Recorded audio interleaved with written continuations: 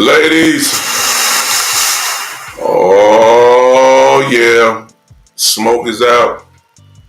You know I'm ready to rock.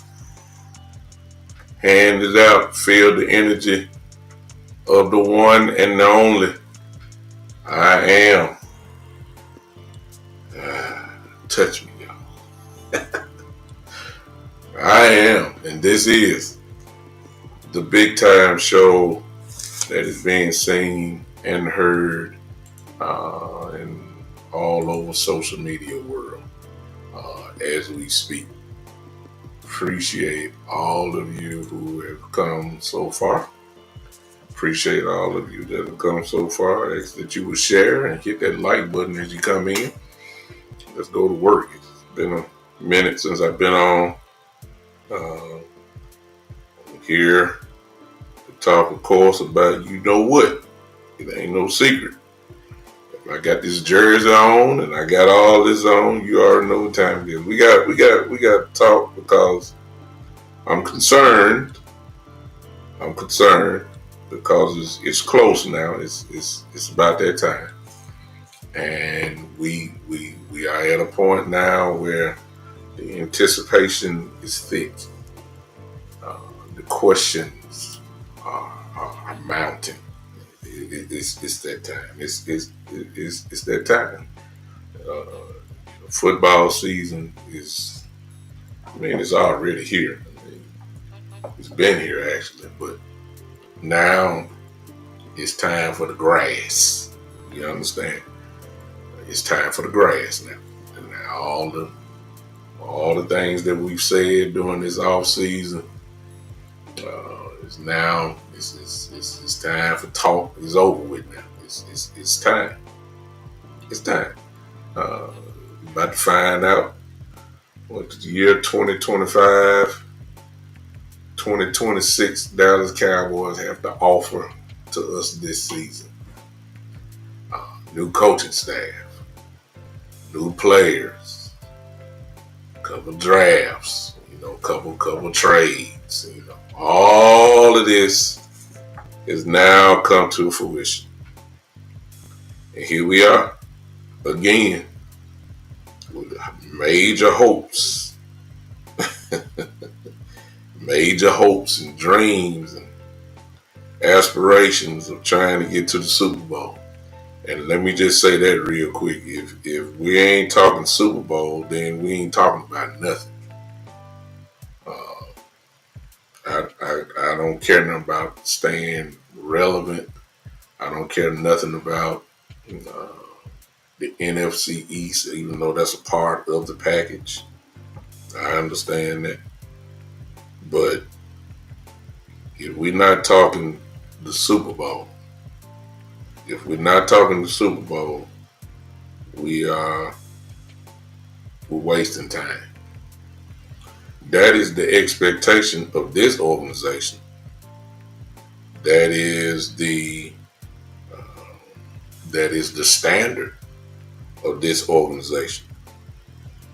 And if we're not talking about that, then we have a problem.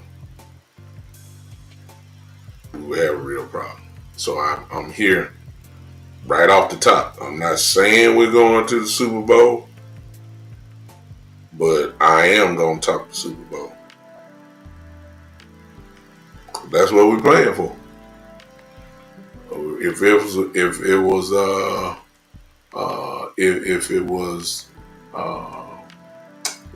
team like the Jacksonville Jaguars, I wouldn't be saying that. I wouldn't be saying. I'd be saying, hey, let's build to get better. Let's build, let's first let's just win out, try to win our division.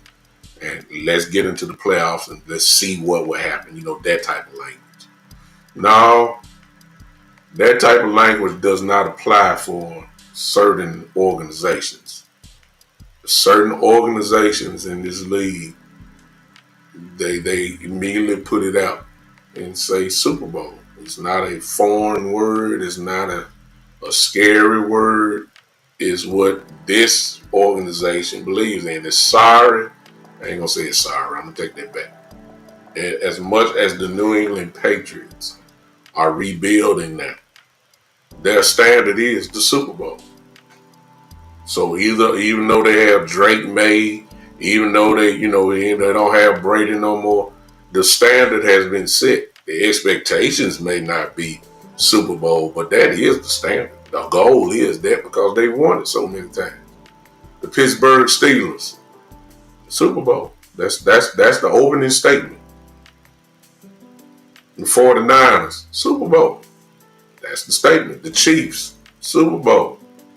That's what they're talking about. And yes, even the Philadelphia Eagles, Super Bowl. They just won it.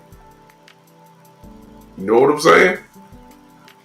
Let me speak to these people that have written down. Jay Bryant, what's up, bro? Thank you, man, for always popping in on Dom the Bomb. Never met you before, but appreciate you popping in, sir. Thank you so much. Those of you that are on Twitter, I appreciate all of you so much. And even all of you that's on Instagram. I'm live on Instagram right now. Appreciate those that have popped in on me over there. Thank you so much. What's up, Marcus? I see you, brother. We in the building, man. We here. One more time. We here. Grateful to be here in this space to talk a little ball with y'all. All right. Let me get to what I want to say. And then I want you to get involved. Hope all you hit that like button. Hope you guys will give me about 20 each. As I've told you so many times before, it sends a message to the algorithm. It puts me in people's phones and computers that I never met. The more that we push it out together, that's fine. If you want to use the Cash App, you can. Or if you're on YouTube, it's not a requirement. You can. When you do a super chat, of course, I'll stop what I'm doing and highlight your comment. I figured that's what the least I could do if you're patronizing that way. If you're on Facebook, you can use the stars. You can do that as well. And if you just want to use just simply the Cash App, it's simple $, the Big Time Show. I don't think I need to post that up there. It's simple. $, the Big Time Show. All right, let's talk. Training camp about to start. Brand new coach, brand new staff. But the same old Jerry and Steven. This is the time, y'all, when Steven and Jerry start entering into this equation for real. And usually years past, when they start entering into the equation, this is when things start getting a little shaky. Come from there in a minute, but what I'm hoping is that, and I'm quite sure they will, I hope that they will allow these coaches, number one, to set the culture that is needed. And then number two, just get out of the way. And I'm talking about Jerry and Steven. Get out of the way until you definitely notice something that will come from your coaching staff. In other words, when information is given to Steven and Jerry from your coaches, because I'm quite sure there'll be meetings there with the GM, which is Jerry, and the coaching staff and all that type of stuff. When intel or information comes to them, positive or negative, what are we going to do about it? In particular, the negative part. And I'm coming and showing you what I'm talking about. See, if we're talking Super Bowl, if we're talking about winning the Super Bowl or getting to the Super Bowl, there's some things that you're going to have to do that sometimes go against your norm. Especially in today's game where teams really stack the deck. They don't mind stacking the deck at all. This is the way that, this is the day's time. The draft and developmental system works Hey, Ken, yeah, I'm glad you listened to me, man. Stay woke, brother. I don't know where you're traveling from, but stay woke. I'm here for you. Hopefully this little time will help you on your way. What's up? What's up? What's up, John Jones? Appreciate all y'all popping in on me, man. Thank you so much. When things, you got to do things that are a little different when you're trying to win. The draft and developmental system does work, but there are times when you need to really put your foot on the gas.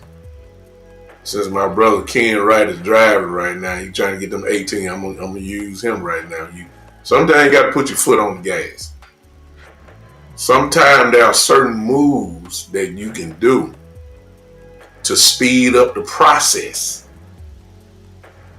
Sometimes that involves adding a top-notch player. Sometimes that also, listen to me good, which is really the part that I want to talk about briefly with y'all. Sometimes that means stop hitting your head against a brick wall and let the nature take course. Tell you what I'm talking about. I know y'all understand what I just said there.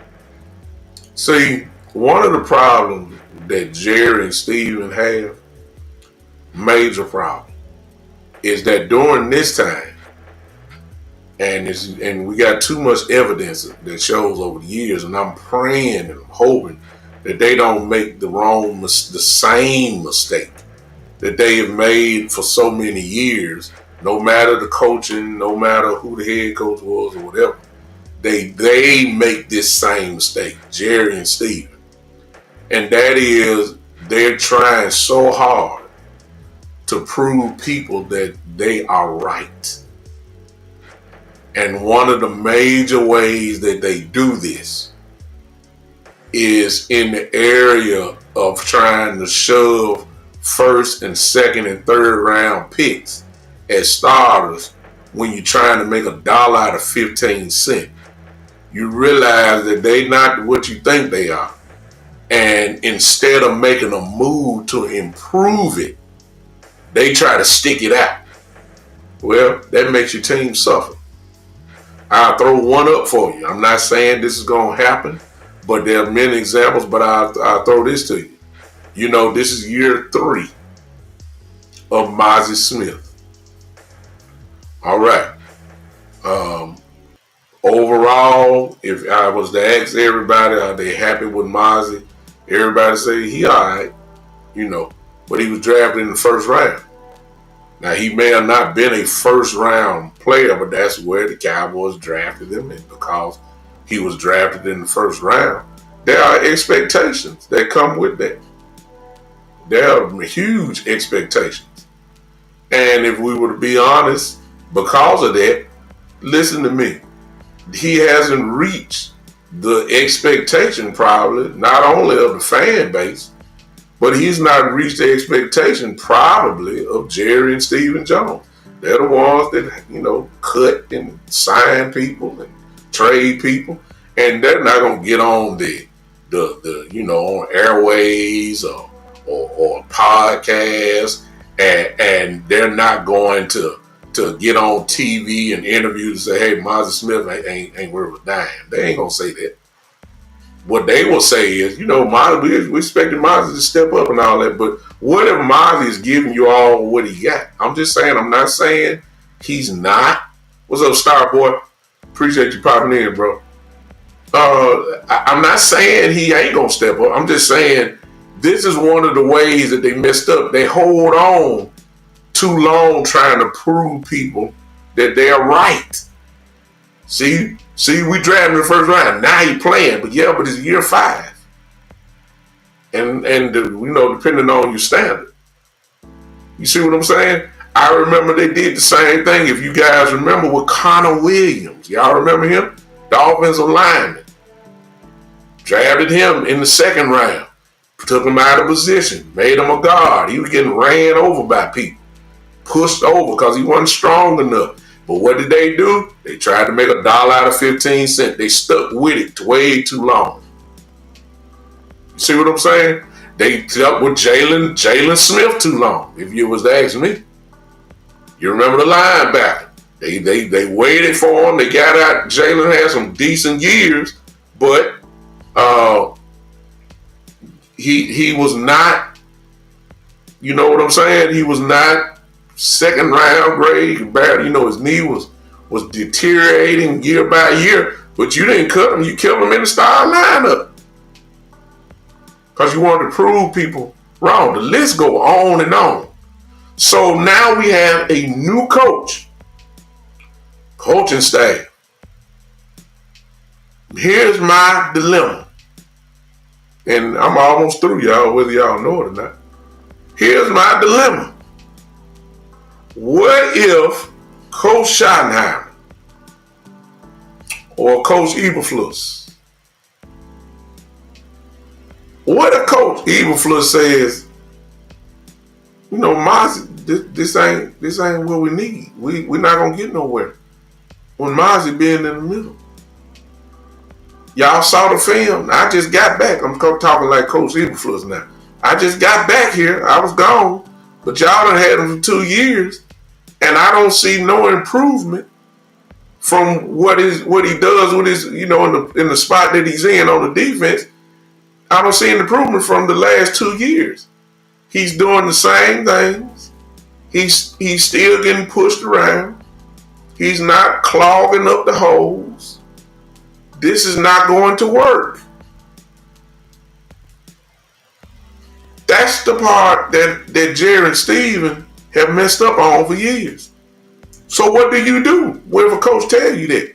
Are you going to just try to ride it out and say, hey, he's a first round pick? Let's just be patient. Let's try. Let's get or are you going to make a move? Because you're trying to win the Super Bowl, right? Now, if you're talking about just building and developing and all that, I say let things be.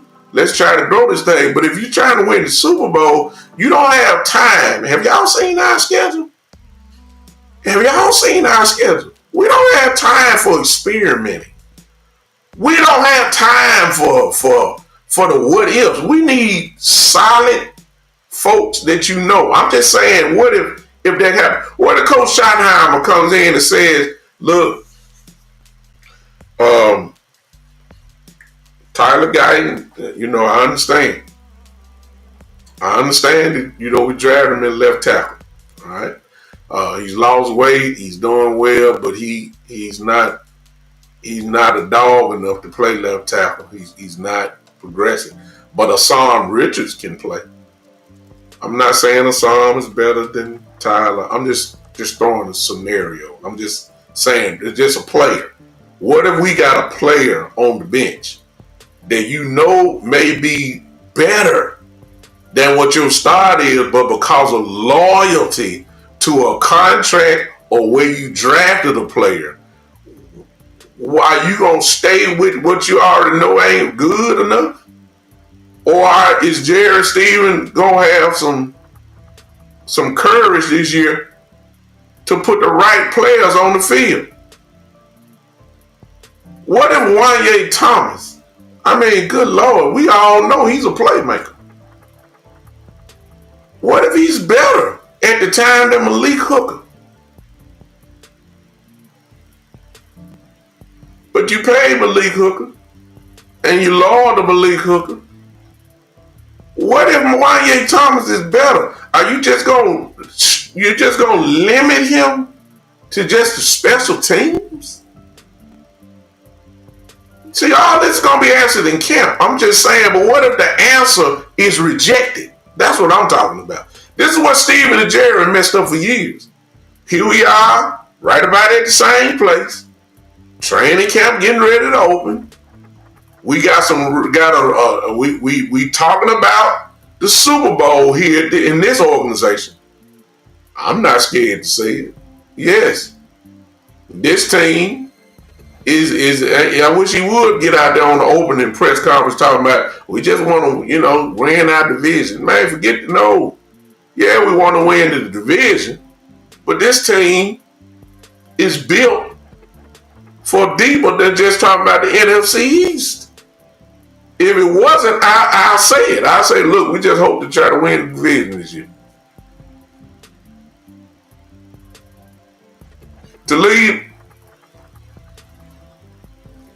Good point. I'm not saying that, but I guess in a way, I am saying that because all of it, Jerry said on numerous occasions that the buck stopped with him.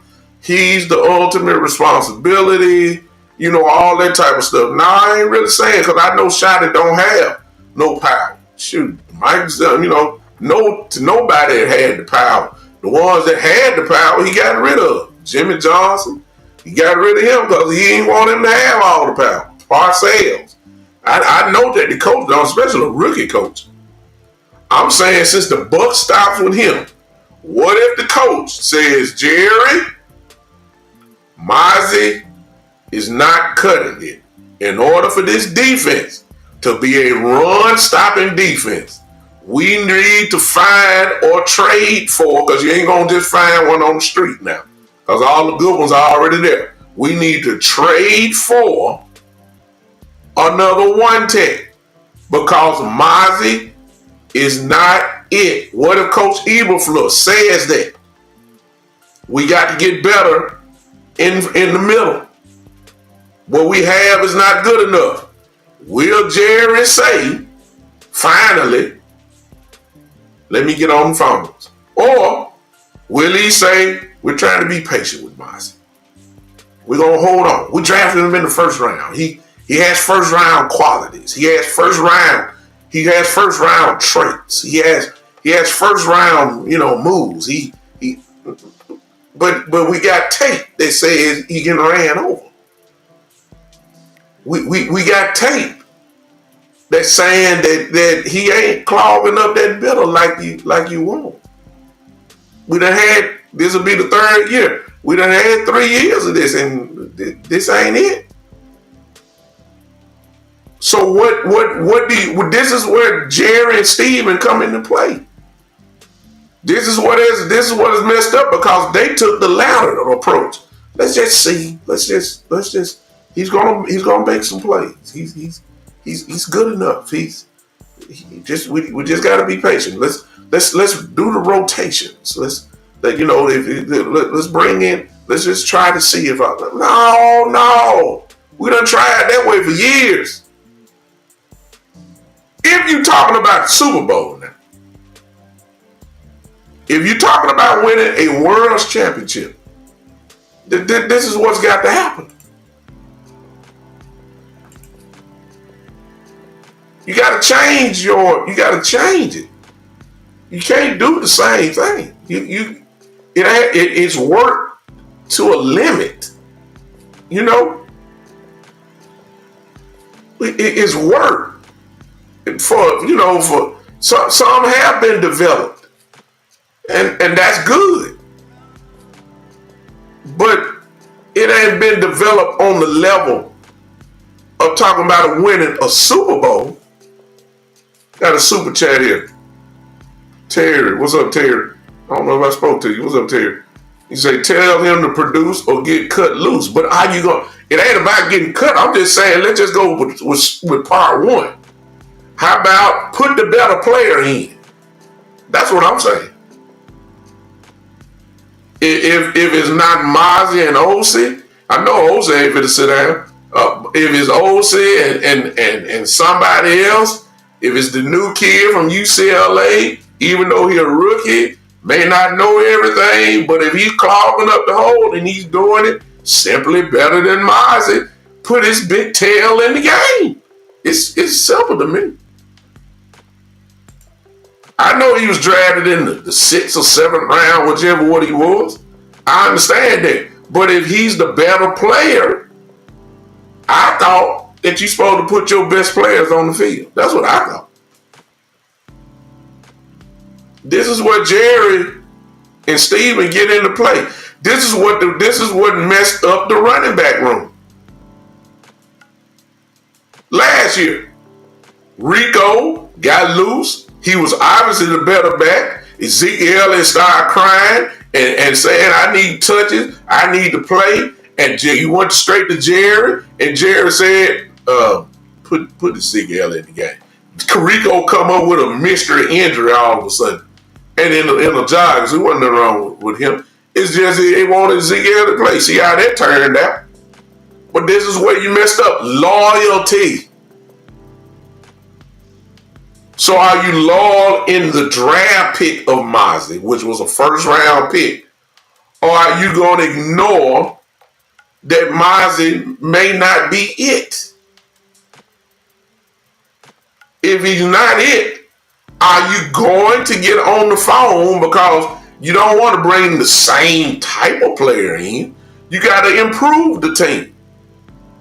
So are you going to be willing to make a move to make it happen? Because everybody keeps saying the same thing. Can we stop the run? I mean, every year it's the same argument. And that's a slight against Jared Stevens. Why we got to keep having the same questions every single year?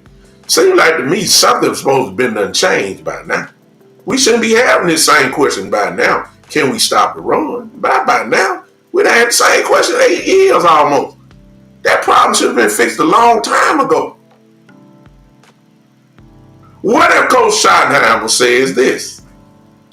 What if Coach Schottenheimer say, well, Mr. Jones, we understood the vision for this year when it came to the running back room. Okay? But so far in this season, what I've discovered is that we have a bunch of number 2 running backs. We don't have a real number 1 running back. We need a running back. Now that's the coach's observation. That's the coach's analysis of the team that he coaches. He's the offensive coordinator, Coach Schott is. He knows what exactly type of running back that he needs. What if he go to him and say, hey, I got a bunch of number 2s. And it's not, and you can see it's not getting the job done. Right then and there, the decision got to be made by Jerry or Steve. Because that's the way that I look at it. This is just me talking. I say we got a bunch of number 2s. The jury is out on Jadon Blue. The jury is out. I don't know what he is. I don't know quite yet. The jury is out for Phil Maffa if he makes the team, of course. Jury is out on him. But other than that, Sanders is a number 2. Javonte Williams is a number 2. I mean, Deuce is a number 2 or 3. You see what I'm saying? You know what I'm saying? I mean, we got, with the running back room is a collection of number 2 running backs. What if Schottenheimer said that number 2 is not going to work for my system? We need a running back. Now, the chances of you getting a real bell cow in a trade may not be, especially during the season. It's going to be kind of hard. But I'm saying, what are you going to do? There are teams that have really number 1 running backs, but they're listed as number 2s on depth charts for other teams. I'll give you a perfect example. In the Rams organization, and I'm not saying we should trade for them, please don't get me wrong. I'm just trying to show you something. In the Rams organization is Williams, who was a Pro Bowl running back. All right behind him is Blake Corum. If y'all remember him, the Michigan running back, who is a bell cow type running back, who can tote the load and is very good. If I had Blake Corum on this team right now, I'm not saying we should trade for him. I'm just trying to give you an example. If we had Blake Corum right now, Blake Corum very well could be our number 1 running back compared to what we had. I'm just saying. I'm just trying to show you. I'm not saying let's trade for him. I'm not trying to say let's trade for the guy that I'm about to call out right now. But I'm not saying we should. Don't get me wrong. I'm just trying to throw this in. The Giants. The Giants have, I forgot the kid's name. It's going to Singletary, I believe his name is. He's number 1 running back. But guess what? They got Scatterboo.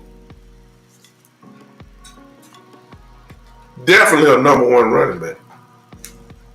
The style may not be, he not fast and all that type, but Lord knows he make plays, run over people, etc., etc.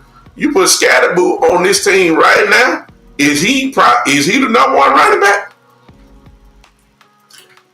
What I'm saying is search these teams and see who they got as their number two and see if they're willing to give up. Yes, you're going to have to give them a draft pick. Yes, you may have to give up multiple. But I'm saying if things aren't right, if you're trying to win the Super Bowl now, if you're trying to win the Super Bowl, these are things that you're going to have to do. If the coach saying, look, this ain't going to work, you can't make $1 out of 15 cents. Put the right people on the field. Forget they draft pick status. Well, look, Y.A. Thomas needs to be on the field. I'm sorry. I've seen enough. Every time you're on the field, good things happen. Every time, he always around the ball. I need Y.A. on the field. I don't know where that is.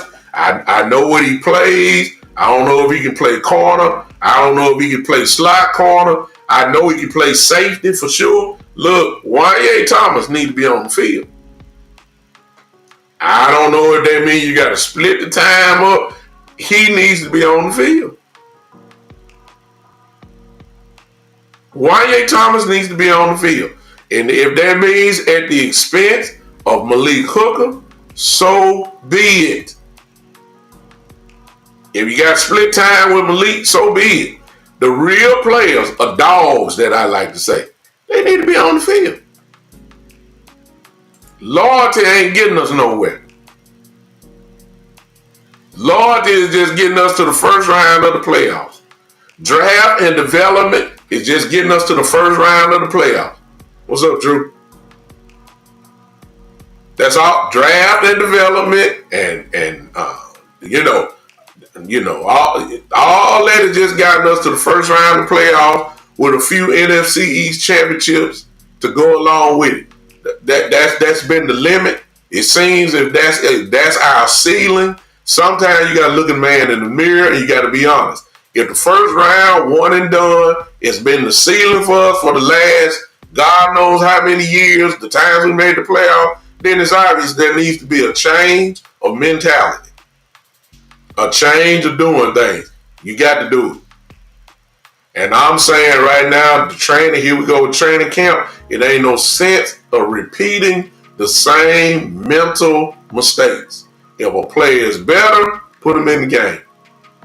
We ain't got time to wait on nobody no more. If you're talking about actually trying to win a Super Bowl, which is what we're going to hear at the press conference, the opening press conference, when Jerry, Steven, Coach Schottenheimer get up there with the microphones, you're going to hear Jerry Sale talking about this is a great roster. I got high expectations. We trying to be in the last game of the year. We trying to be in San Francisco at the last game of the year. Okay.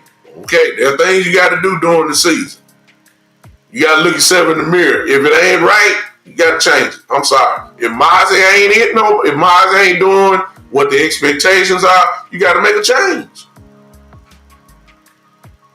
If Tyler got, we ain't got time to wait.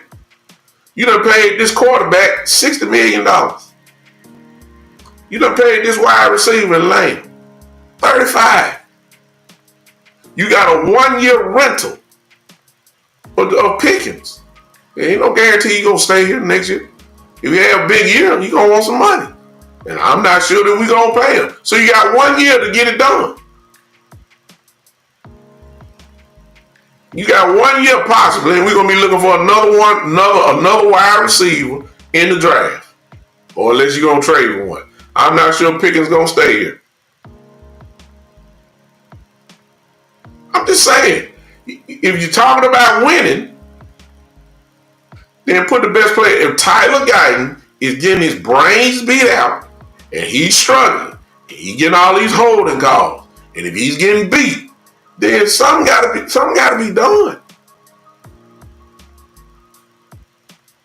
Stop trying to be a hero. Let's just start with basic stuff. If Tyler Guy can't hold down left tackle, put a goddamn tight end over there so he can be protected with another blocker beside him. Simple stuff. Simple. Stop trying to be a hero.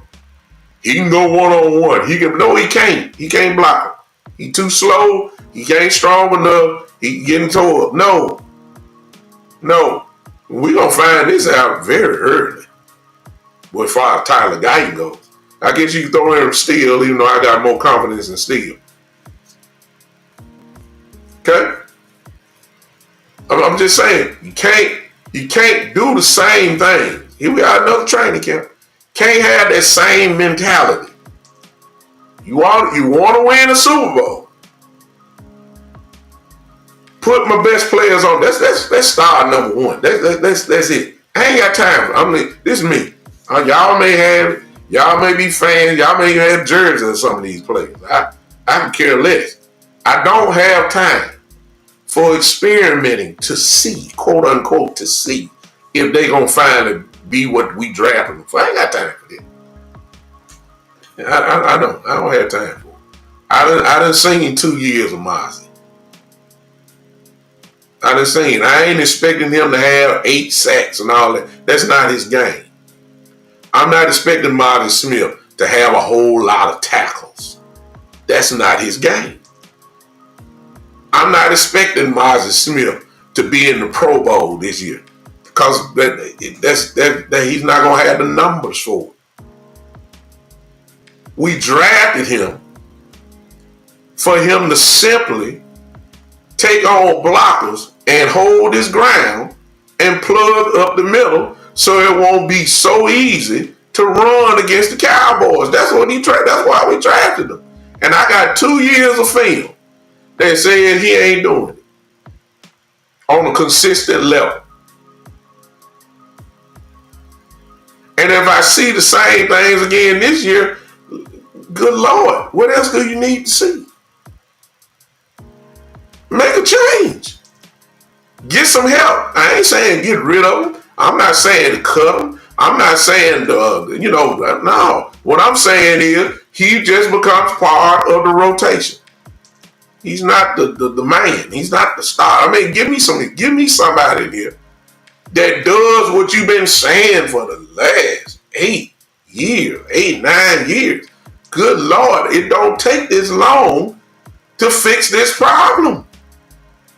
It don't. The problem is that you didn't value that position. That's why you just keep putting anybody in there. That's why. Because you didn't value it. You just think you can put anybody in. You didn't put the difference maker in. In order to stop the run, you got to have some difference makers on your defensive line.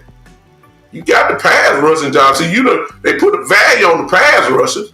That's because that shows because the Cowboys don't suffer in sacks. We don't suffer in sacks.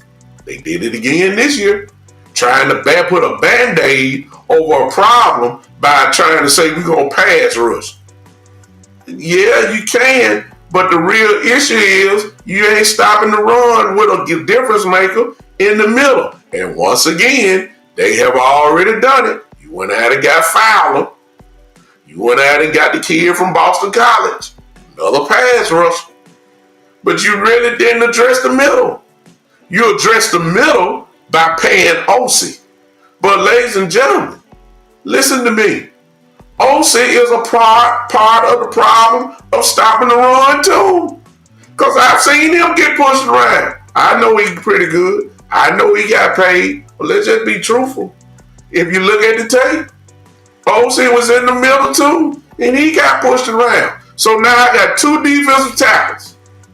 That the tape says, not me. The tape says these guys are easily ran on in the middle. So you telling me I got the same 2 in the middle, and I'm supposed to be expecting that we're gonna stop the run at a great rate when I got the same 2 when the tape shows they got pushed around?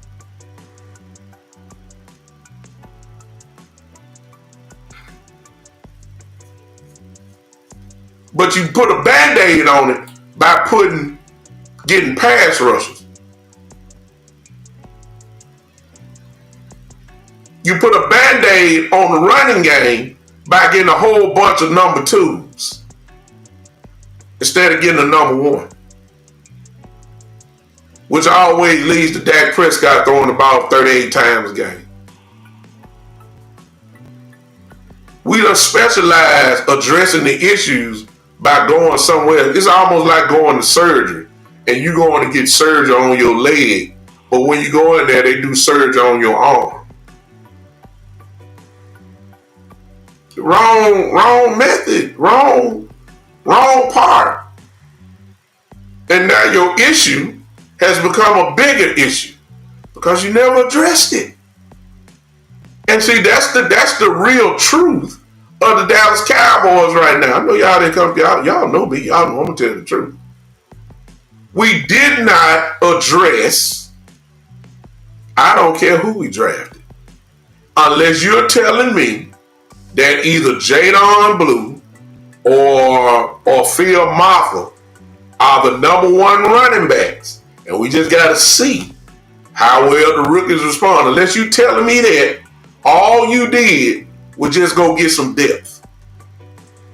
Sure, they might contribute. But you just got me a bunch of number 2 running backs. The need was that you need to get a real running back. But you put Band-Aids on it. You had the need of really addressing the defensive tackle. We've been saying that for years. We need a DT. We need a 1-tech. We need this. We need that. We need a 1-tech. We got to have a 1-tech. We got to have all that. But you address it by go getting 4 pass rushers. You got the same 2 guys in the middle. You paid 1, and rightfully so. O's supposed to got some money. He's a playmaking defensive tackle. O's could get you 6-7 sacks a year. He's a playmaking defensive tackle. He's not a plugger, though. He's not a guy that's going to plug up the middle and just be, a problem in the run game. He's not that. He's a pass rushing guy. And you need that on your team. But if you're going to have Osi, you got to have a guy in there that can do it. That can plug up the middle. Mozzie hadn't done the job consistently. He is not. And until that gets addressed, about this time next year, we're going to be saying the same thing. If they don't do nothing to change it, we're going to be saying, can we stop the run? I mean, how many years have we said this? We need to stop the run. Good Lord. All these free agents, all these guys, these dogs is in the draft, and we still have not fixed it. And it don't take this long to fix it. It does not. See, long as you getting guys off the practice squad, and long as you getting guys that's in the 5th round, in the 6th round, and long as you getting guys from the XFL and all that type of stuff, you're going to have problems. We just got a kid from the XFL. Come on now. I'm not saying he can't play. I don't know. I know he played good in the XFL. The kid we played, but it's a reason why he's in the XFL and not in the NFL. It's not how you fix the problem. We done adopted that depth thing. We gonna throw as many. What if all of them can't stop the run? What have you done? And Matt Eberflus, our coach, is going once and sooner or later. I'm praying now that what I'm saying ain't happening. I hope Mozzie, I hope it finally clicks this year on a consistent basis. I hope. See, I'm tired of talking about Mozzie. He did it against this game. Look, we got 17 games. If all you saying is Mozzie played well in 2 games, man, I don't want to hear that. I don't want to hear that. We got 17 games. You can't tell me 5 games, and even that's hard. You can't tell me 5 games where Mozzie Smith played good football in one season. And whatever, all the seasons, 2 seasons that he's been here, you cannot tell me 5 games that he was impactful in the run game. You can't do it. Listen, we can't have that this year. I don't want to hear about that. Mozzie played good. He came on in the last couple of weeks. Man, we done had 17 weeks. That narrative not gonna work no more. If you trying to win the Super Bowl, if you trying to win, that narrative not gonna work. When the coach Eberflus says, we gotta, and he start, or either he gets real smooth with it by trying to play other folks and hoping that they could do something, then we gotta have a problem, man. We gotta address the issue. This is what Jerry and Steven, this is what they don't do it, y'all. They don't. They believe in trying to prove people wrong. This is what they do. And this is why we're in the same little spot every year. Possible division winners and definite one and done. This is the reason why we've been in this same spot. It's been the reason why. Trying to make $1 out of 15 cents. Trying to make something happen that you got the best out of that individual. This is all they can bring. You hoping for this. This is all they can bring. This is all they got. They done showed you the best of them. They showed you the best of them. This is what they did. That's it. There's no more. And once you know that, you got to make the move. All right, I'm done. Because, see, I don't want to keep reiterating it. And I'm telling you, this is where training camp is made for that. You're going to find out who is your guy and who is not the guy. That's why you got a depth chart. That's why you got to say, no, you need to come off the bench. This needs to be our starters. I want a true depth chart. That's what I want. I don't care who it is. I don't care where they were drafted. I don't care. I need my best 11 on defense to play, and I need my best 12 on my offense to play. Whoever that is, that's who need to be out of there. That's who need to be on the field. And I'm not sure we're going to get there. I'm not sure we're going to get there. I'm not. And it's not Coach Schottenheimer's fault. It won't be Coach Schottenheimer's fault. It will not.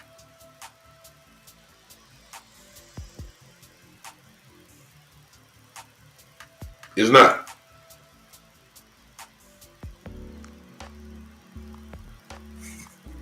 Seriously. Until we can do that, then I got a problem with everything. Am I crazy for saying all this, y'all? Am I off? I mean, seriously. It's really Jerry and Steven time now. Because the coach is going to do it. They're going to say, hey, this guy's ready. This guy need to be cut. This guy we need to find a place for him on the team. This is what the coach is going to be saying. And then that's going to translate to say, hey, we got to get him on the field. Y.A. Thomas need to get on the field. We got to find a spot for him. We really need to do. Malik is not having, I'm just starting. Malik is not having a good training camp.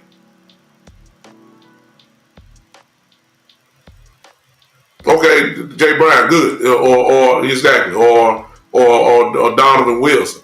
They gonna say, let's just throw that in. Okay, YA need to play, and he's playing a little bit better than Donovan. Will Jerry say, yeah, but we paid him. We paid him a nice contract, so he got to play.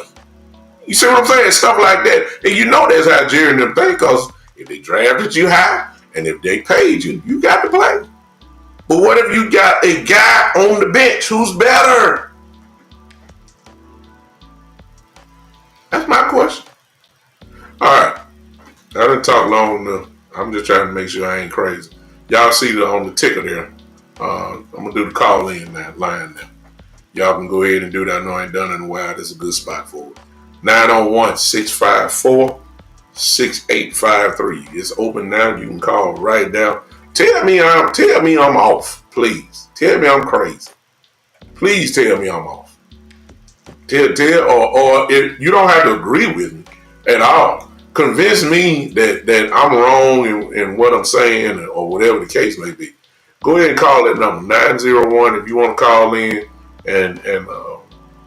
and make your statement known or whatever. Jay, I think that's what they did though. I mean, he ain't got but one job. They asked him to be a playmaker. They didn't ask him to be a Pro Bowl defensive tackle. They asked him to plug their middle up and see. But when the tape says you getting pushed around, and maybe that's because of the weight he lost and all that, I get it. But if they say he's back to his weight and all that type of stuff, okay. They say how strong he is and all that, okay. But what if he's getting pushed around? That means he can't do the job that they want him to do. So if you know he can't do the job, then you look like a fool putting him back out there, or expecting, Pro Bowl production from a guy that ain't playing like one. It don't make any sense. And we done it for too long. I'm going all the way back to the Jalen Smith days. The Connor Williams days. See what I'm saying? We done it too long. Because they trying to prove people wrong. I mean, I don't get it. But if you guys want to, what's up, Lee? Thank you for popping in. I'm just saying, if you see it and don't change it, that's malpractice. It's just like, if my son needed some shoes and I know he need them, if I don't address that problem, then that's on me. That ain't on the play. That ain't on my son. That's on me. I'm the one that's supposed to provide the need. That's the same thing Jared Jones supposed to do. And Steven. Provide the need where there's some deficiencies at. Yeah, I remember last year, but he was too small though, Jay. And you're right. Coach Zimmer wanted something else because that's what he come from. Defensive tackle, Pro Bowl players. That's what Zimmer produced. If you go to the Minnesota days, even the Dallas days, back in the day, the Leroy Glovers, you understand, those type of guys. All those. And you know what I'm saying? I got you, Jay. I appreciate it. I'm just saying, Zimmer asked for something that he couldn't do because that's really not his game. He wanted to actually do that in Michigan. Zimmer tried to get him to do something else and he failed miserably at it. And hopefully Eberflus puts him as a plugger. But let's see. I'm just saying, I hope Mozzie does it. I really do. Because if he does, we're going to be okay on defense. But if he get pushed around like he was, I mean, come on now. I can't keep looking at the same things. I just can't. And have high expectations for this team. I can't do it. I can't do it. That call-in line is open. You can see it now, 901-654-6853. You'll see it on the ticker there in a second. You can call in.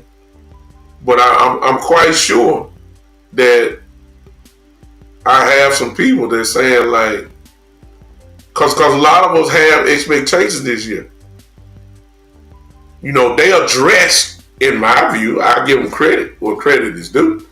They addressed the wide receiver 2 position with Pickens, and they did a great job in that. See, that's called addressing the issue. That's what I'm talking about. That's how you address the issue. That type of move. You weren't worried about your draft pick. You went ahead and knew it. You saw the potential of what this offense could be with him there paired with CD and give Dak another weapon.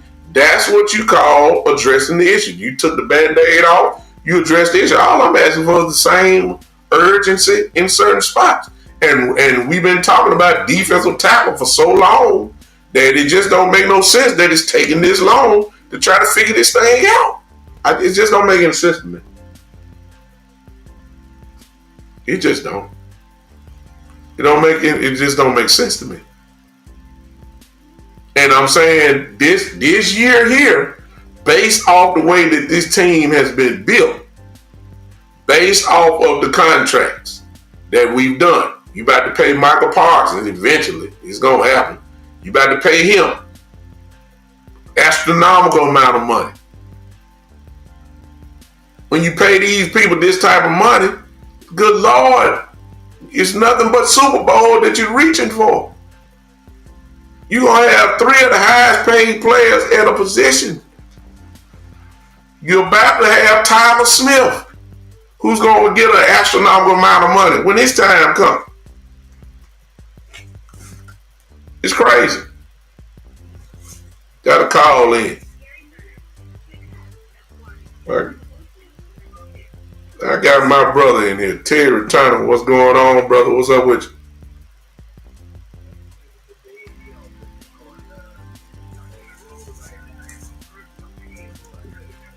Yes, sir.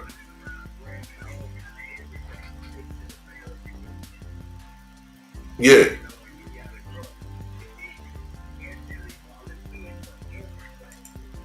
Yeah.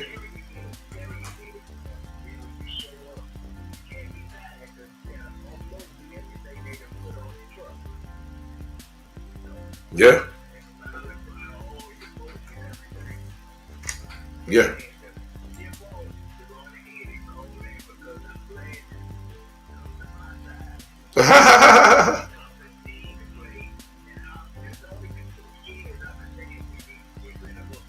Uh-huh.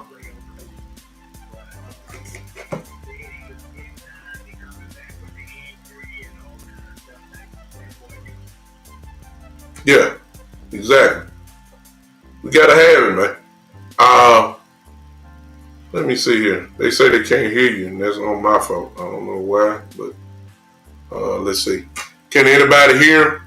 Everybody, I think they can hear. I had you down low, Jay, so that's probably what the reason was. But you can hear you now. What's going on?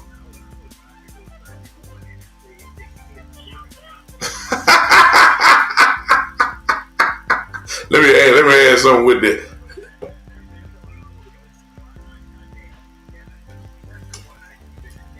I hear you. Can you guys hear him? Please let me know, because I'm down here thinking y'all can hear this guy. Please let me know if you can hear him real quick. Let me know if you can hear him. Let me hear you. Say something again, Jay. What you think about the running back room since I got you on? Remember what I said? I don't know if you was on when I was talking about it. Can't hear you. Okay.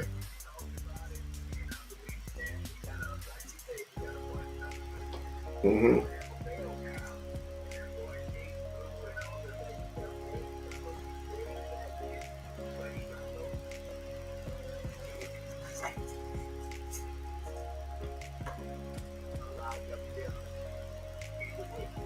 Mm-hmm.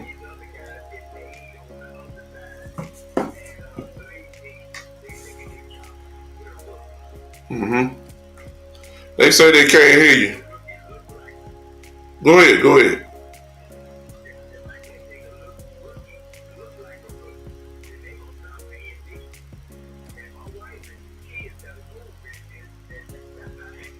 Mm-hmm. I agree, man.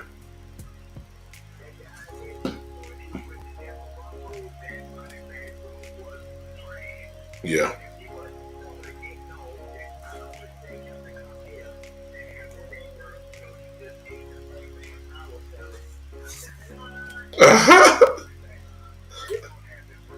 I know. Let me go ahead, Terry. I'm beginning to say that kid.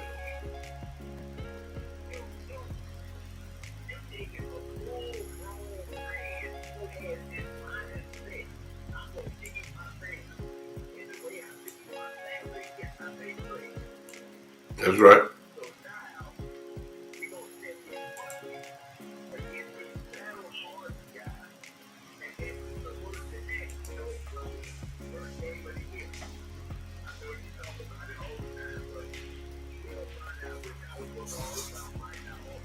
Immediately.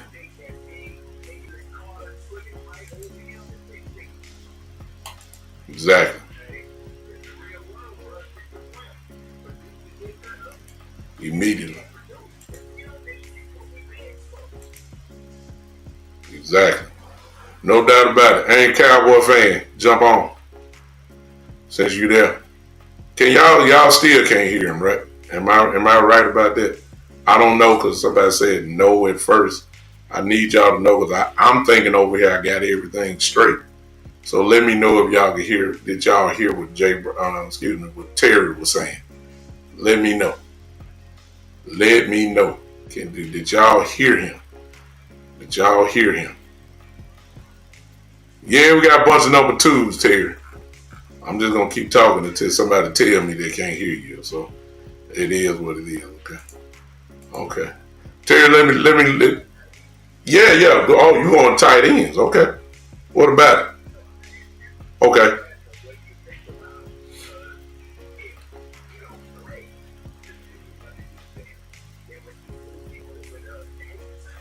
Uh huh.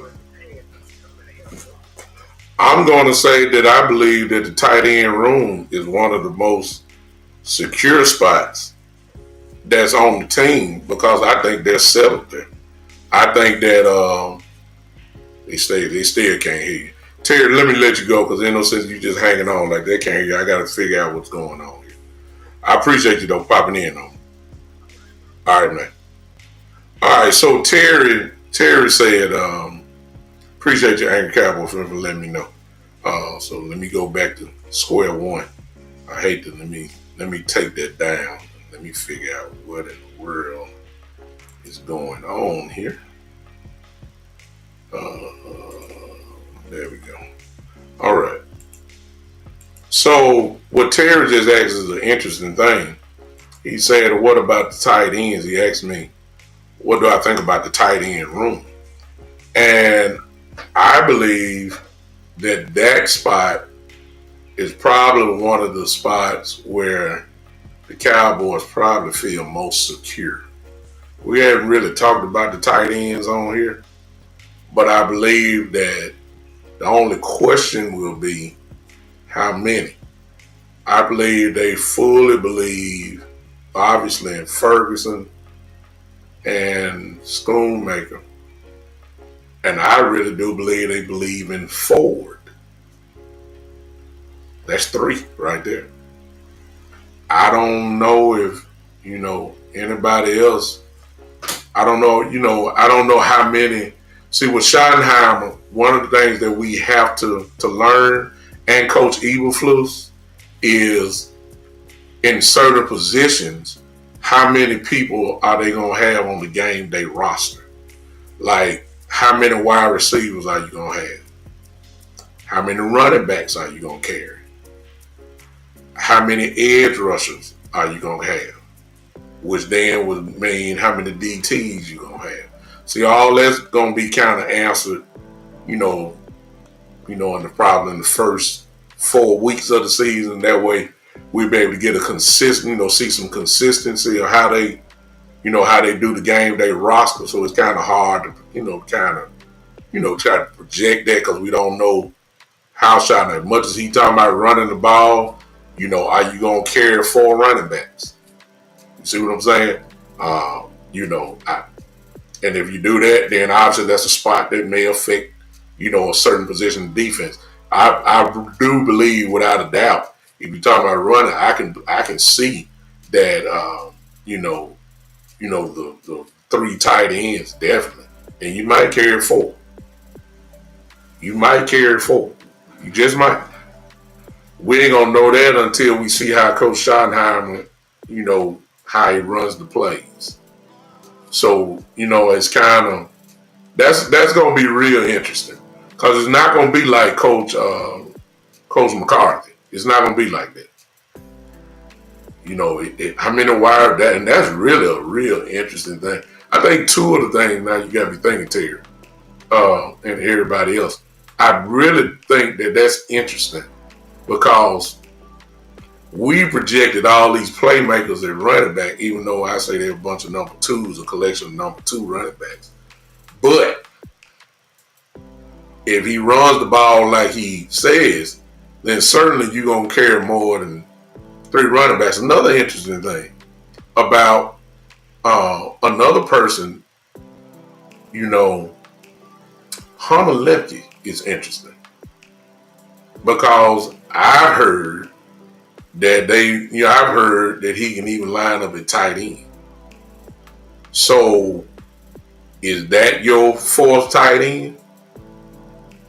And if that is the case, then he's also listed as a running back. So if he's on the game day roster, so I'm just throwing it out. Everybody talking about Javonte Williams and Sanders and Blue. Okay, does that mean that Hunter Lepke is your 4th running back? And that's it. Because if you're lining them up at tight end, that's your 4th tight end. I'm just throwing. I mean, that to think about it. I'm just saying. I don't think Hunter Lepke. I think Hunter Lepke has got to have a spot. A secure spot on this team. I ain't saying he's supposed to be like he's running. He he got a spot. I just think that he's valuable enough that he has to have a spot. And with him having a spot, that obviously takes away a spot. And that also would eliminate some of the people that we think will, may be a contributor. Like, for instance, I know Phil Maffa is going to have to make his money in preseason to really challenge the depth chart. You see what I'm saying?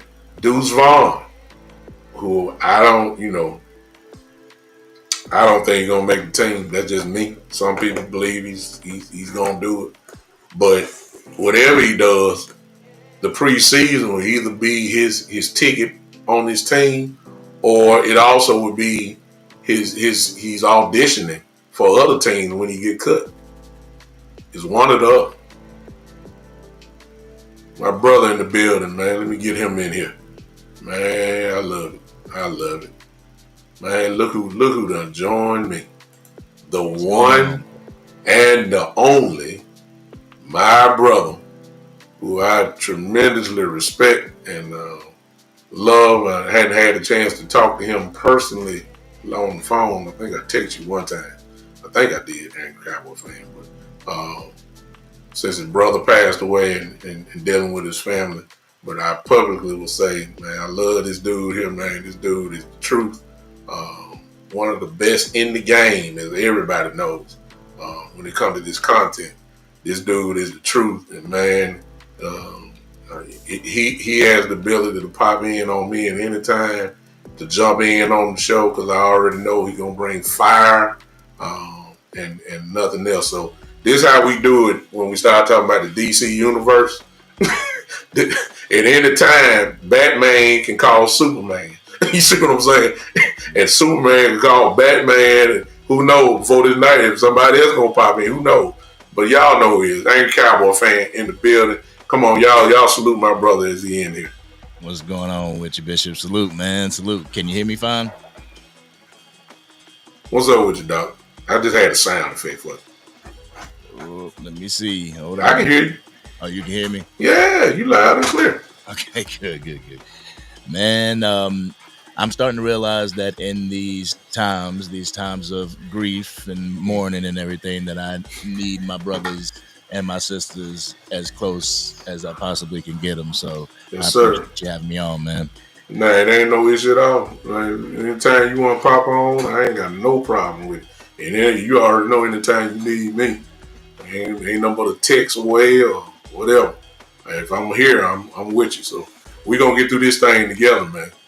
Talk about what I just talked about, and God, I'd be interested to hear your perspective on just the Hunter Lepke aspect. What do you? I mean, I don't know if you touched on it in your show or whatever, but I'm thinking, because I have heard. I don't know if you heard it.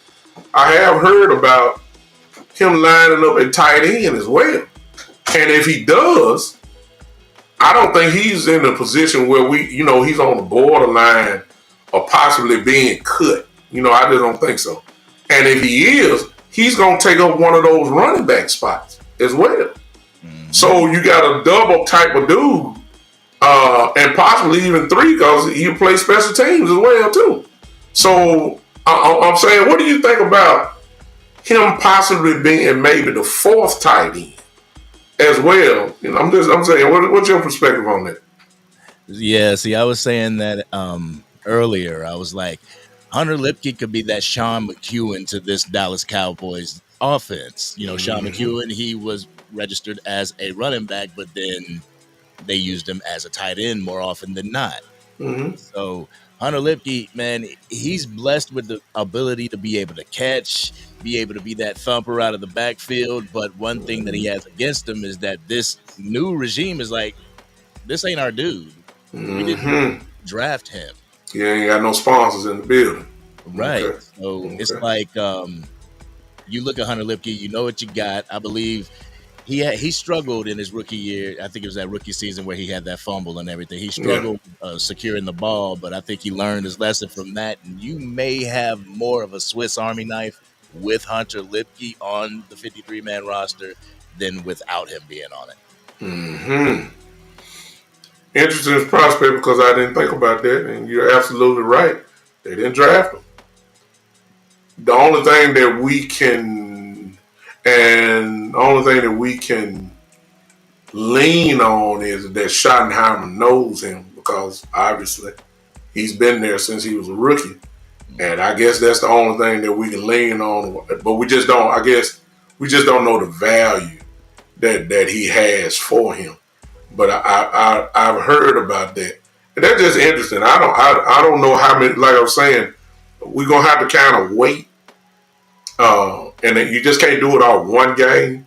You kind of gonna have to probably wait maybe 2 to 3 games, possibly even 4. Really, 4 kind of tell you exactly where we are about how many running backs does he carry on game day roster? How many tight ends does he carry? How many edge rushers does he really put on there? How many DTs does he really put on?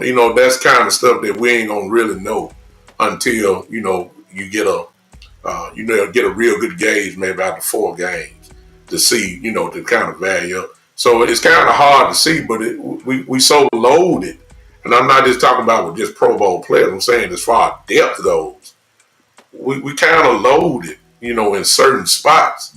That you figure these guys will be contributors, but you just don't quite know. What positions do you see of that area? Kind of what I'm talking about right now. Well, first off, the best indicator for the future is the past for the Dallas Cowboys, and if you look at the roster from last year and who they had, obviously they had 3 quarterbacks, 4 running backs, 4 tight ends. Mm-hmm. So you look at it from this perspective this year. Let's say you have a Deuce Vaughn at a running back. You have Javonte Williams, Miles Sanders, Deuce Vaughn, and Jadon Blue. Mm-hmm. There's your 4 running backs, but that leaves out Hunter Lipke. But with the tight end position, you got 4: Jake Ferguson, Luke Schoonmaker, Brevin Spanford, and that 4th one could possibly be Hunter Lipke. Could be. Mm-hmm. That also leaves that 4th running back position. If you put Hunter Lipke at the tight end, that 4th running back position could be another bruiser back in Phil Maffa. Phil Maffa, yeah. So these are, ladies and gentlemen, what you're hearing is these are the questions that will be answered just in a little while. To be honest with you, it's just going to be, and what we're talking about won't be answered until Philadelphia, week 1. However, it's going to be interesting if you see in the preseason, because I believe Hunter Lipke will play in the preseason. Mm-hmm. If you see him line up at tight end, then what the angry Cowboy fan and what myself are talking about right now very well may be in play. If he lines up there. Because then they're going to want to see if he can do it, number 1, and how well he blocks. We know he can catch. We know he can run, but is he big enough to, to block, big guys like this? So that's going to be kind of keep your eye. See, those are little small things, since we talking about training camp, those are some of the small things that you got to look out for. Where's John Stevens, Aaron Cowboy? It just hit me on my head. Where is he at? Is he still with us? Or because when he's a playmaker, but he is, and it's been so unfortunate. I think unfortunate for him, Stevens man. has had the same type of career that you see DeMarvion and Overshown having right now. Yeah, yeah. Like he just can't get on the field and be healthy. But when he is healthy and he's showing you his ability, he's a dog. He's a dog, man. But And I know he's healthy by now. You see what I'm saying? that's He's healthy by now. So, with him as Aaron Cowboy fans, it ain't never been, does he have the talent? The problem has just been, is his health. And that's really what the calling card. So the question probably will be, are they going to have more patience for him, at that time? Let's see. I think with John Stevens is you could possibly get away with putting him on the practice squad. Yeah. On the practice squad because his injury history has been so prevalent that ain't no other team going to want to touch him. Yeah. Yeah. At this point in time, yeah, he's been hurt every year. so that tells you the real story on that part. What do you think about the running backs? I've talked about it. We talked about it kind of briefly, but maybe you agree with my assertion. But if you don't, that's why you're great and in your own right. I say we got a collection of bunch of number 2 running backs. That's what I say. When you look at it, neither one of them, with the exception of maybe Blue, because we don't know nothing about him, or Marfa, and I don't think you think Marfa kind of fits in that type of number 2 well, but I just say we got a collection of a bunch of number 2 running backs just trying to produce on that level, trying to give number 1 production, but it remains to be seen how it's going to be used. But what are you thinking about that? I'm not trying to kill them. I'm just saying they are a bunch of number 2 running backs. That's what I'm saying. One thing I think a lot of people get confused is like even the Dallas Cowboys is this whole running back by committee thing. What NFL teams really want to do, they really want to get out there. They want to find their bell cow running back. Then they want to find that change of pace running back. Like that's something that the Dallas Cowboys have to get back to. And I believe like with the offensive line emerging the way that it has, you'll see within training camp and in the first couple weeks of the regular season, which running back is going to shape up to be that bell cow running back and who's going to be the one to have his back. And like right now, I keep hearing reports from different running backs as far as like Javonte Williams and Miles Sanders. I keep hearing different things like Javonte's going to be number 1 coming up in the season. Oh, Miles Sanders is looking good.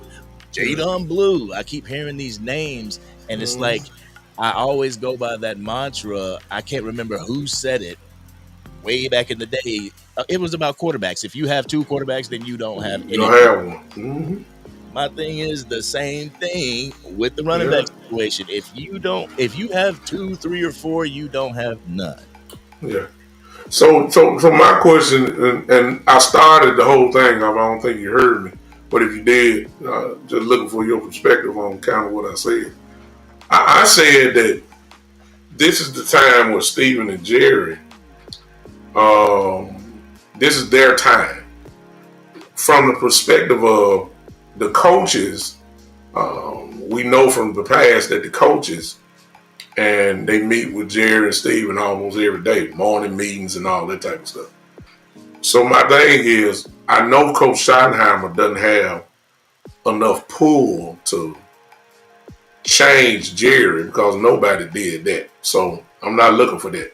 But I say, what if Coach Eberflus says, look, Wanye Thomas need to be on the field. And he's playing better than Donovan Wilson. He's the best safety that we have. But Jerry, he ain't going to say it, but he say, hey man, we just paid Donovan Wilson X amount of dollars in the contract. And I know what you're saying, but Donovan got to play. And that, to me, has been one of the biggest problems. You don't put the proper people on the field, because of loyalty to either a contract or a draft pick where they were drafted. And just because they were drafted in the first round, that automatically means they got to play when you got somebody behind them who obviously is better. Am I wrong for saying this? Because I can see this coming up just like a Wanye Thomas or what if this kid, I don't know if he's going to be that good. What if this kid from UCLA is better than Mozzie?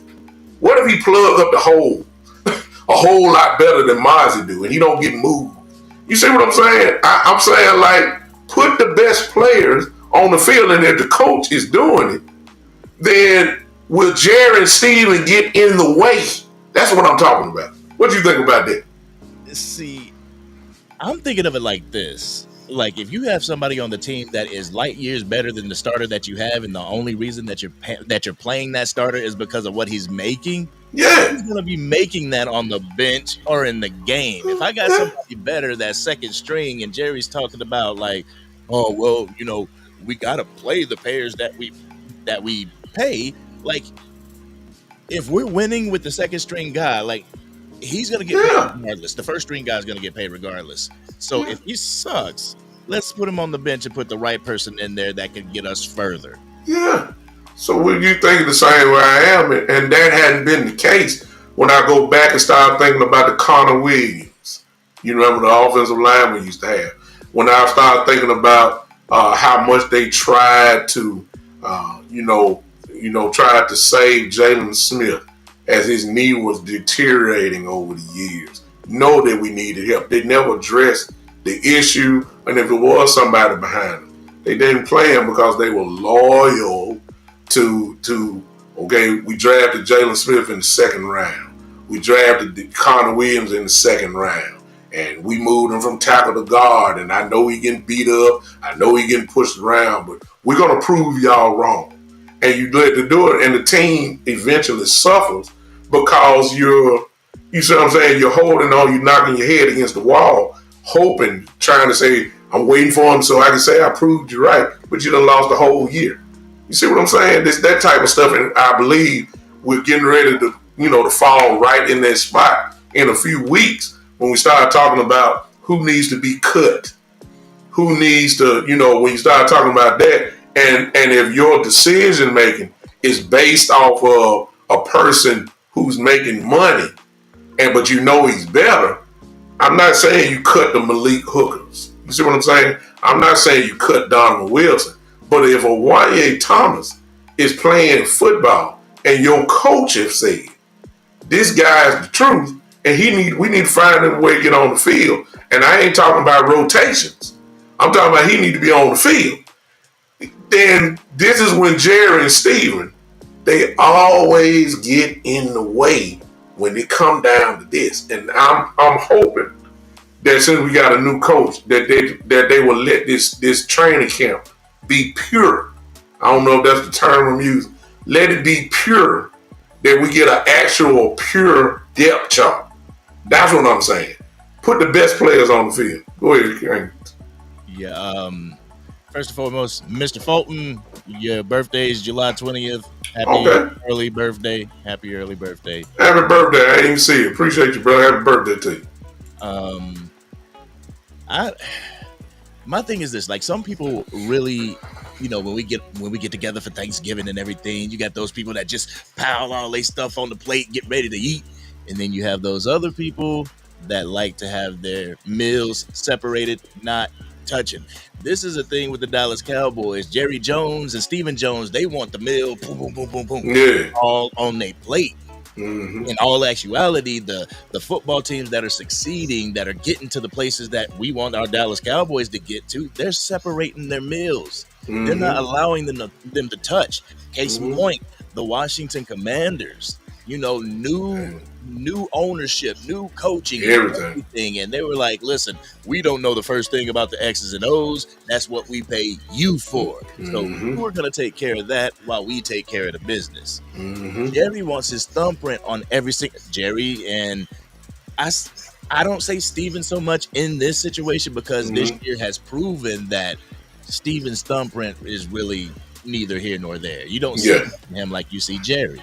yeah, But before, it's been Jerry intermingling in things, taking the novelty stories like a Deuce Vaughn and a Ezekiel Elliott coming back to the Cowboys. He's hmm, taking those stories and the value of those stories in the media over football operations. yeah. The drama's taking precedent over football situations, and until that reverses, it's gonna be a hard road for the Cowboys. Yeah, it's almost everybody knows the definition of insanity.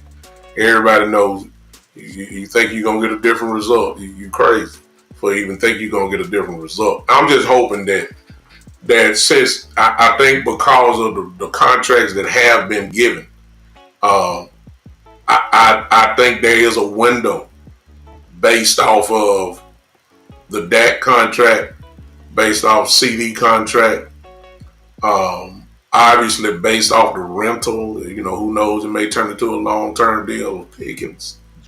Um, the money that you're about to pay Michael Parsons, it's a window here that I believe is there because of that. Like there's an expectation on that. When they went out and did, usually they do band-aids by fixing depth when they go get people. That's in some cases there are flashes that is good, but overall you just added depth. But when you went and got Pickens this time, okay, now you went and got a difference maker. Yeah. And so that's why I'm thinking that, okay, now I'm seeing that at least on offense, they're going for the jugular.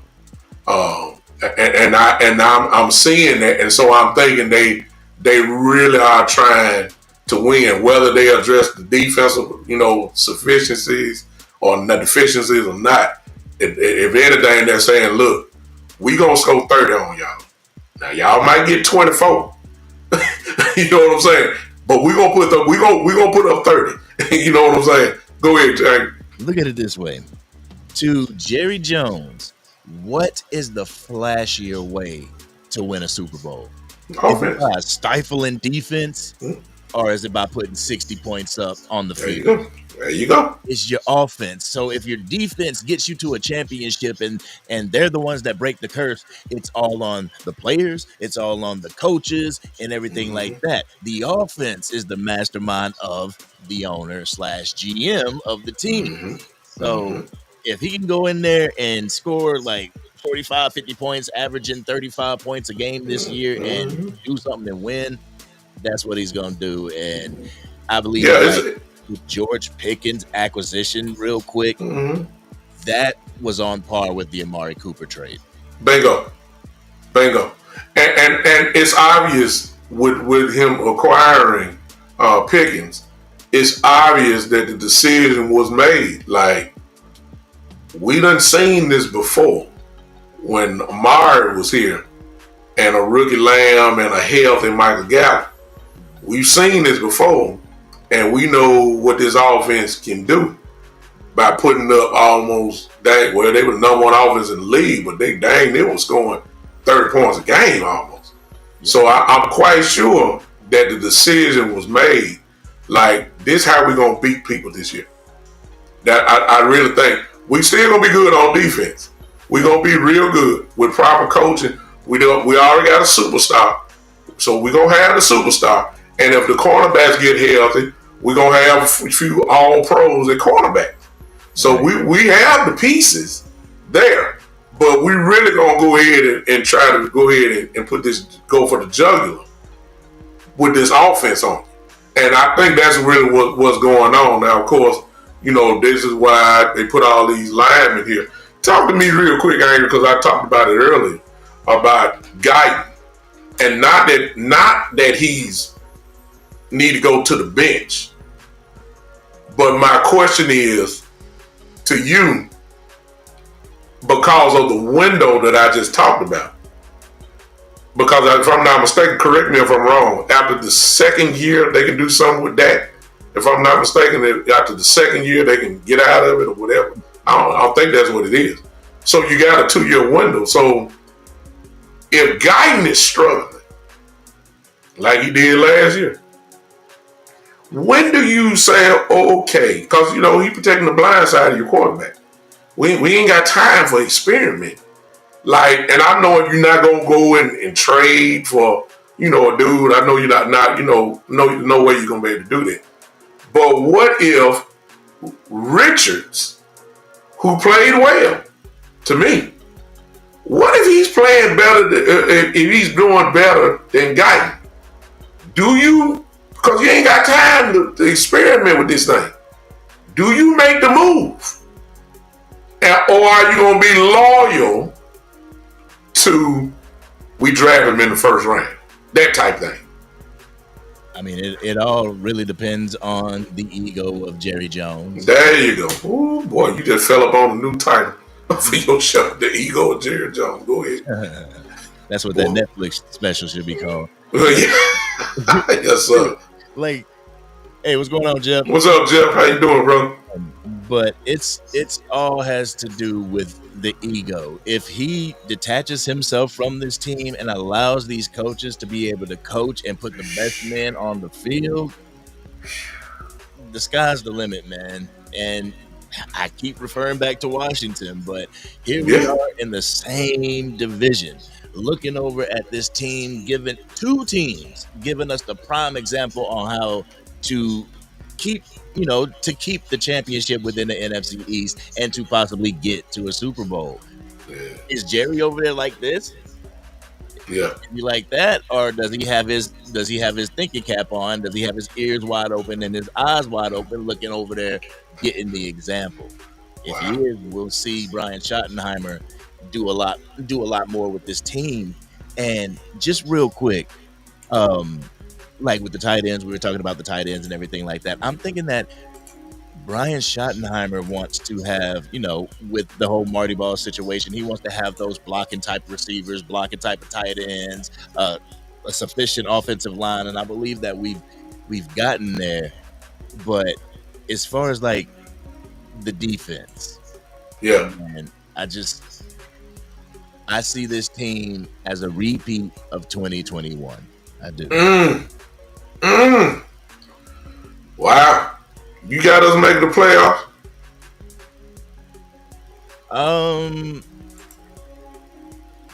I don't have any expectations of this team this year, first time head coach and stuff like that. Like, will we be better by default? I believe we'll be better by default because all the players that we're getting back. Mm-hmm. But as far as the playoffs, I'll be happy that we make the playoffs, but if we don't in this first year, I ain't going to be super disappointed. Like, man, we should have won the Super Bowl. Mm-hmm. I do have them making the playoffs, actually. Actually, I done went down and I was shocked. I don't know if you saw my show or heard. I'm going to be honest with you. I ain't going to even lie to you. I was shocked. I got them winning 12 games. I do. I tried hard not to give it to them. I did. I just, in my mind now, despite what people think about Steele and Guyton, I think Steele is going to have a magical year. And I think Guyton is only going to get better. Now, to what level that is, I don't know if that's Pro Bowl level. I ain't saying no all pro. I think he's going to be better. And because of that, I think this offense, man. What's up, Coach Marv? I see you in the building. What's up? What's up, Bruce? I think that this team is going to score a lot of points. I just think that. And I do believe that the defense is going to be, good enough. And I think we're going to, all this is going to be depending on what our corners look like, how they line up the corners. I think that we're going to be good enough to get the job done. I don't know what that means, but I think that we're going to be better than what a lot of people think we are. I think that's the case. To what extent, I'm not sure per se. I got my prediction, but I'm not sure. But I think we're gonna be better. It's just that a lot of that foundation better happen in this training camp. A lot of attitude per se. Uh, it better happen in here. I'm talking about the culture of dogs. You know what I'm saying? It better happen in this training camp. And now, if we lose, at least you know you're gonna get hit in your mouth. Let me put it that way. Right. It ain't gonna be no. It's gonna be a dog fight. And I mean, in every game, I'm talking like you gonna know that you done played the Dallas Cowboys. Now, what does that translate to wins? I don't know, but I'm saying that implementation of dogism. I know I just made up a word there. Of dogism, it need to be. It has to. It needs to. Yeah, Ken. I tried hard not to give them the wins that I said because I went down it, but I just think because, especially I did mine after Pickens got here. Because I'm anticipating Pickens to have a big year. I'm anticipating that. What you think?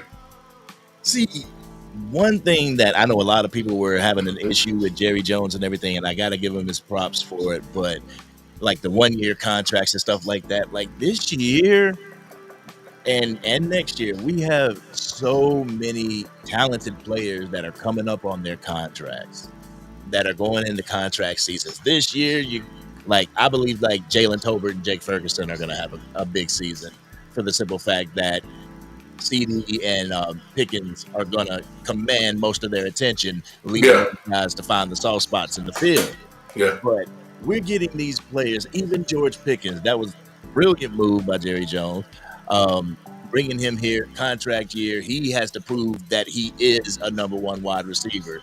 So the Dallas Cowboys this year is taking the opportunities of these contract years, and hopefully they can turn it in to wins and going on a deep playoff run, man. Gotcha. Are you going to training camp? Are you trying to get to training camp? Unfortunately, not this year because Okay. Yeah. happened with my Everything that's son. going on.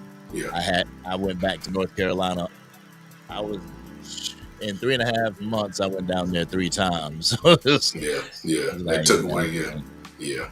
Well, there's enough of us that's gonna be there this year, so we're gonna get down there. Coach Marv, are you going to training camp? Type that in, Coach Marv. Are you on down? And then while we're here, for those that have not subscribed to the Angry Cowboy Fan, it's simple. He's everywhere. Facebook, YouTube, Twitter. Just type in Angry Cowboy Fan. I promise you gonna see that face that you seeing now. There's only one, so you ain't got to worry about it. Somebody else having his name, so it's gonna be easy to find. Find that. Coach Marv is in the building.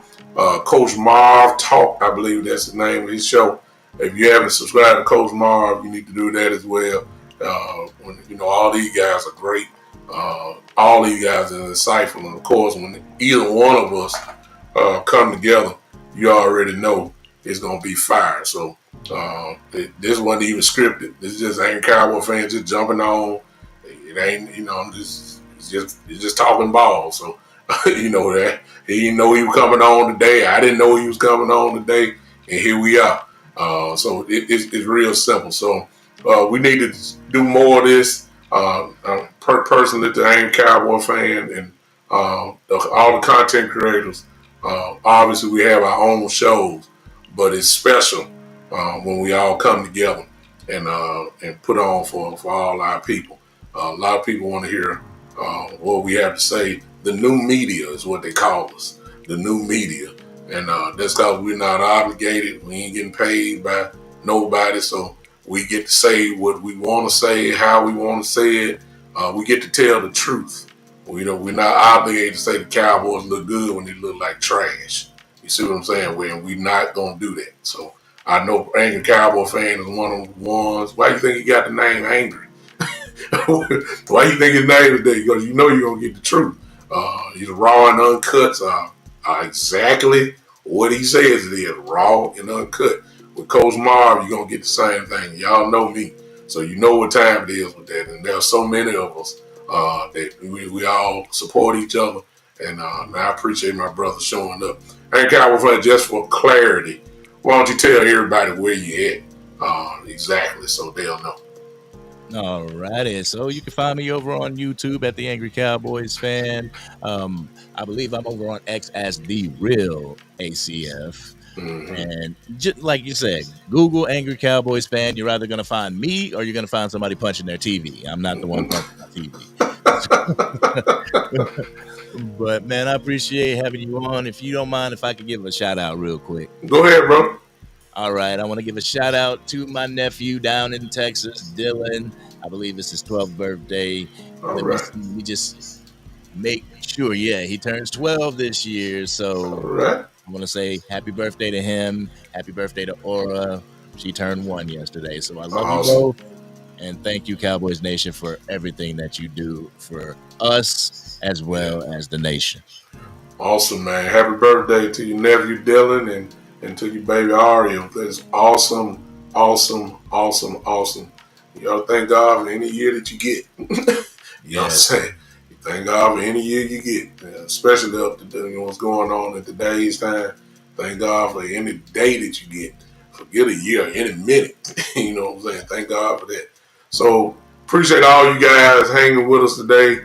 It was totally unexpected, but always great to see my brother. Glad my brother is doing, gaining strength and gaining more peace. When his brother's passing, still fresh, obviously. But for those of us that have been here, one thing that hopefully all of us can testify to is that God will give you strength day by day. It still will hurt, no question, but you won't hurt as much as you did when it first initially happened. That's my experience with my mother who died 3 years ago. Still hurt, but I'm not where I was as far as the grieving process goes. So we're continuously in prayer for the angry cowboy fan and his family. As he still is fresh and understand that they're still going through I believe legal things and all that type of stuff. So we're in prayer for them that justice will be done for his brother. And the thing just left me like that. See how I do that? Wow. Like Magic. that. Yeah. And pray for also the all of you who are going through whatever situations that you may have. It may not be death, but you're grieving over other things, personal issues, and it's weighing you down. I guess this is my time, since y'all know what I am. God will get into your dirt. Let me just say that. God will get into your dirty places, and He will sustain you in your dirty places or your grieving places. He will sustain you there, and then He will lift you up. That is most of our experience. That is most of our testimonies. That He will do that for you if you can just make it to the next day. You'll find out, and then be thankful for the people that support you, because sometimes you're entertaining angels unaware. That's what the Bible says. There are some of you that have worked in an angelic type manner without even knowing it, because that person needed you at that right time. There are no coincidences in God. God called you, or that person called you for that moment in that time, and you gave that person the exact thing that they needed to make it.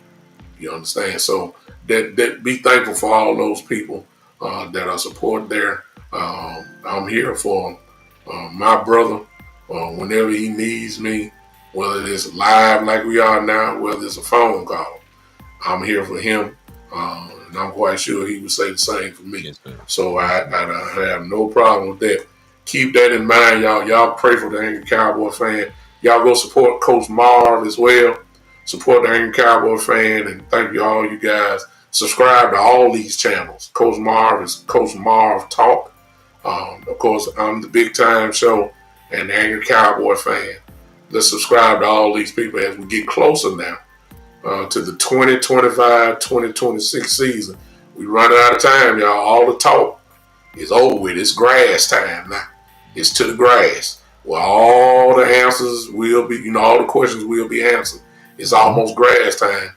And, and ain't no more time for talking. It's put up or shut up time.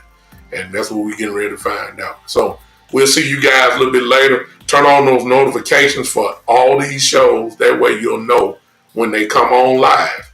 Put it on there. Turn on the notification. You'll see the Angry Cowboy fan. You'll see Coach Martin. You'll see me. Until the end, ladies and gentlemen, this has been the one and the only with the with the Angry Cowboy fan. Y'all know how I get out of here. This has been the Big Time Show.